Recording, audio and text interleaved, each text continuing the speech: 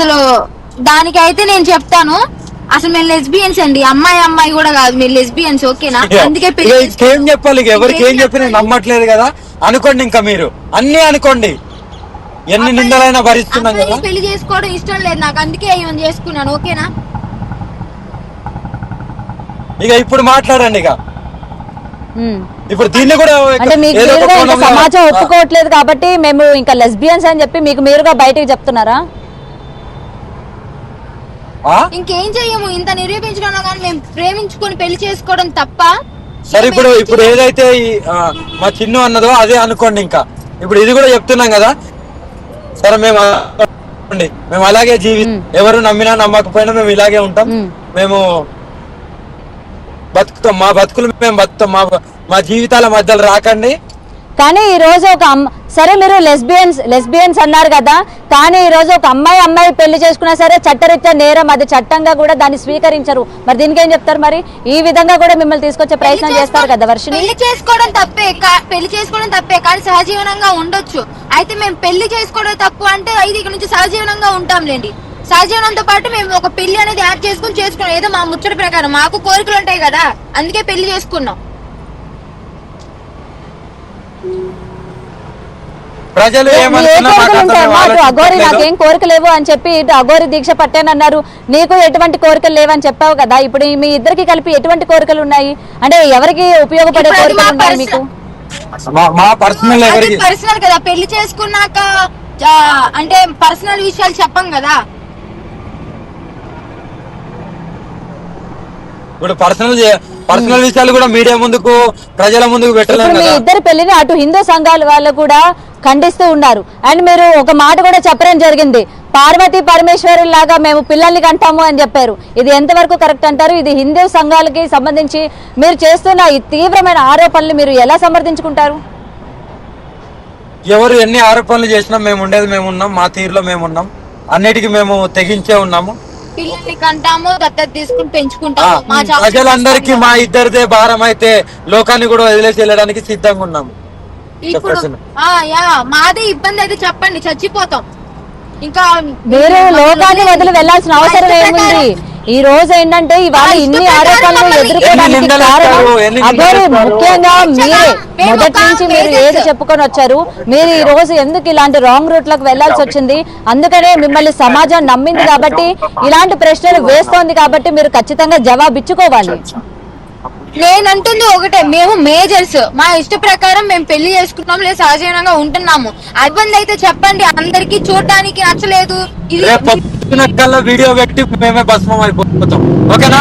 అప్పుడు ప్రజలందరూ ఎవరైతే అందరు అంటున్నారో అందరూ బాగుండండి, మీరే ఒక 2 ప్రాణాలు పోవడానికి మీరే కారణం. మమ్మల్ని విడదీయాలి అని మాత్రం అనుకోకండి. మమ్మల్ని విడదీస్తే మాత్రం మేము చచ్చిపోవడం 2 ప్రాణాలు తీసిన వాళ్ళే అవుతారు. ఇలా చేసుకోకపోతే ఓకేనా, శివ విష్ణు బ్రహ్మనే కాదు, శ్రీ వర్షినే కాదు, చెప్తున్నాను కదా, ఎంతకైనా తెగించున్నాం. మా జీవితాల మధ్యలో రాకండి, మేము హ్యాపీగా బతుకుతున్నాం. ఓకేనా? ఇంతకంటే ఎక్కువ చెప్పలేం. హర హర మహాదేవ్. ఇప్పుడు ఇంత కఠినమైన నిర్ణయం తీసుకోవాల్సిన అవసరం లేదు. ఎందుకంటే ఇవాళ మీ పైన చాలా వరకు ఆరోపణలు వస్తాయి కాబట్టి దాన్ని మీరు సమర్థించుకోవాలి, బయట పెట్టాలి. ఎందుకంటే చాలా మంది జనాలు దేవతని నమ్ముతున్నారు కదా. మన బిగ్ టీవీలో నా ట్రాన్సాక్షన్ నేను అక్కడ ఎవరైతే మోకిలలో కంప్లైంట్ చేశారో వాళ్ళకు పెడుతున్నాను. అక్కడ ఆమెకు ఈమె ట్రాన్సాక్ట్ చేసిన వీళ్ళకు పెడుతున్నాను. ఈమెకైతే ఎవరైతే రాధిక ఉందో ఆమెకు హ్యాండ్ క్యాష్ ఇచ్చాను 2 lakhs. నేను కంపల్సరీ చెప్తున్నా కదా, నేను ఈ ట్రాన్సాక్షన్ బయట పెడుతున్నాను. కానీ ఎన్ని నిందలమ్మా, ఒకదాని వెనుకొకటి. ఇంకోసారి రాధికకి చెప్తున్నా, పెళ్లి అని ముందుకు రాకు,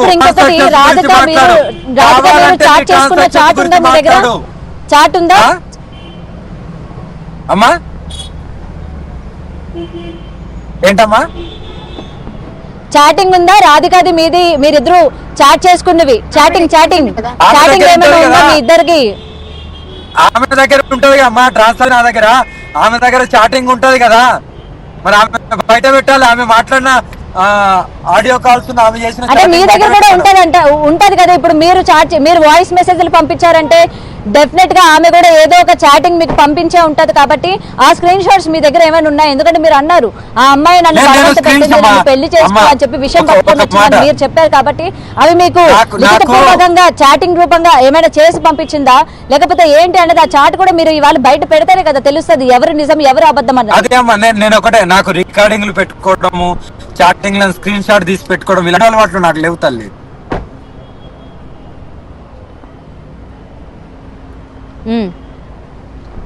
అయితే మీ దగ్గర చాటింగ్ ఏం లేదంటారు? నేను అలా స్క్రీన్ షాట్ లో లేకుంటే ఆడియో రికార్డింగ్ లో నాకు పెట్టుకోవడం నా వల్ల కాదు, నేను పెట్టుకోలేను.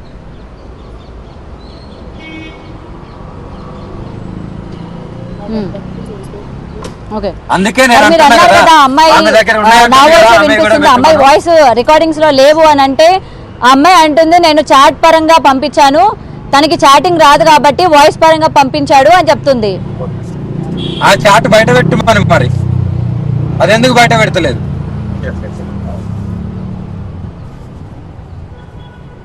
అవి లీగల్ గా పక్కపంటే నిలబడి ఉన్న ఫోటో పెడుతున్నారు కదా పెళ్ళైనట్టుగా. నాతోని వందల మంది వేల మంది మగవాళ్ళు ఆడవాళ్ళు దిగుతారు, వాళ్ళందరినీ పెళ్లి చేసుకున్నట్టేనా?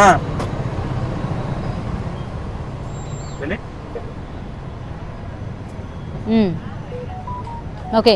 అండ్ ఇంకొకటి బండి పాడైంది, డబ్బులు వేసాను, ఆ బండి పాడైన ఫోటోలు కూడా ఇవాళ తన దగ్గర ఉన్నాను అని చెప్తుంది. అవి కూడా లీగల్ గానే లాయర్ కి సబ్మిట్ చేశానని చెప్తుంది. మరి ఫోటోలు వీడియోస్ ఉంటే పెట్టమనండి వాళ్ళ దగ్గర ఉంటే. సరేనా తల్లి, నేను బండి వెళ్తుంది, బండిలో ఉన్నాను, కారులో ఉన్నాను, మేము ప్రయాణం కొనసాగిస్తున్నాము. ఒకవేళ నేను ఇప్పుడు రెండింటి మీద క్లారిటీ, పెళ్లి రాధిక అనే ఆమె పెళ్లి గురించి కాకుండా ట్రాన్సాక్షన్ గురించి మాట్లాడమనండి. పెళ్లి గురించి ఆధారాలతోని ముందుకురా. నువ్వు పెళ్లి గురించి వీడియోస్ ఉన్నాయేమో ముందుకురా, నువ్వు మాట్లాడిన నువ్వు పెట్టిన చాట్ తోని ముందుకురా. ఏదైతే డైరెక్ట్ ఆయన అకౌంట్ లో పడ్డాయి, 5 లక్షలు వేయించుకుంది. ఆ జడ్జిని పిలిపియండి, అప్పుడు నిజాలు